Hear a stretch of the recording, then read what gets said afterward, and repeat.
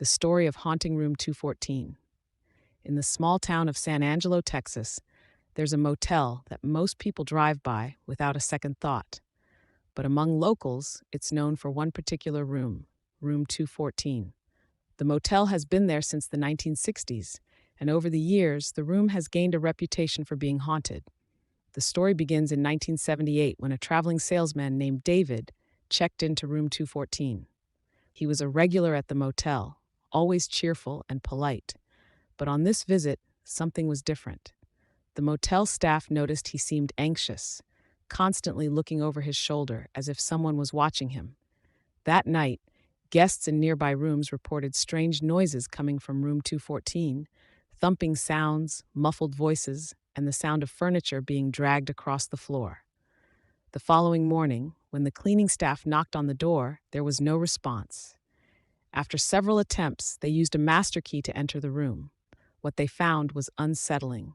The room was in disarray, with furniture overturned and the mirror on the wall shattered. But the most chilling part was that David was nowhere to be found. His suitcase and belongings were still there, but he had vanished without a trace. The police were called and an investigation was launched, but no leads were found. David was declared a missing person, and the case eventually went cold. Over the years, other guests who stayed in room 214 reported eerie occurrences, cold spots, disembodied whispers, and the feeling of being watched.